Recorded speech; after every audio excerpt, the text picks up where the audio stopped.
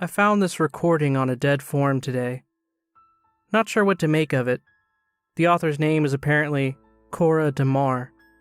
Might be a fake name. Either way, I transcribed it and figured I'd post it here. Transcription below. Noises of shuffling, a cough. There are 4 stages to the infection. The first one is hardly noticeable. Your fingernails or the whites of your eyes might turn a bit yellow. Your skin might get a bit dry or rashy. When your mind wanders, like when you're nodding off to sleep or daydreaming, you might utter a few words without meaning to. Pretty harmless stuff. No one knew it was happening when people first started getting sick. Of course no one knew. Depending on how many spores first entered your system, stage 1 could last for months, up to a year maybe. Sometimes people don't get past stage 1. They just wither and die within weeks of coming into contact with the spores. They're the lucky ones. My dad was lucky that way. My sister was the one who told me that, right after my dad died. Tears streaming down her face, she said, "They're the lucky ones, Cora." She pauses for a long time. The unlucky ones move on to stage 2. We call them twitchers, for obvious reasons. When the fungus first reaches their brains, it makes them go a little haywire, like little mini seizures. Most of them are still themselves, in the second stage. Eventually, though, they start getting, spacey. Like their minds somewhere far away. And that's when they really start talking. It could be a conversation you had with them a day or two ago. The speech they made at their brother's wedding. Anything, really. But it's always a perfect one-sided reenactment. They could be perfectly lucid one minute, then just trail off, staring off into space, and then they'll snap back, completely in their own world, doing their one-man play. My theory is that the fungus is trying to make things appear normal, so it taps into your memories, uses them as a way to fly under the radar. But it's like if an alien with hardly any prior knowledge of humanity tried blending in. Just a weird, freakish approximation of human behavior. It's an awful thing to watch. I was only 14 when my big sister started having seizures.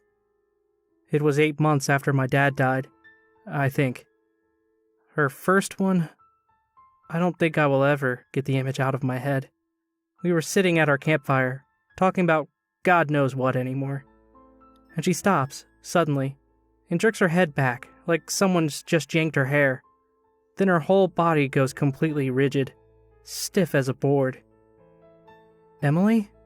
I ask, half out on my seat. When she looks at me, tears start streaming down her face. "They're the lucky ones, Cora. They're the lucky ones, Cora. They're the lucky ones, Cora. They're the lucky ones, Cora. Cora." Shuffling noises, perhaps the sound of a muffled sob. It just keeps getting worse from then on. At stage 3, they're hardly themselves anymore. They still talk, they still walk, but it's all broken memories, snippets of life before. A sick little show of whatever a fungus thinks is normalcy, while it eats away their very being. The last time I spoke to Emily, the real Emily, she asked me to stay with her when she reaches stage 4, the last stage. I told her I would. It's easy to tell when they're nearing the end. Clouded eyes, blistered skin, coughing, all the signs of a bomb ready to blow. She breathes shakily. Stage 4, the final act in the grand theatrical event that was a human being. For Emily, she stood up and started walking. I put on my mask and followed her up to the roof of the house. Without a word, without a look, she dropped to her knees and lifted her head.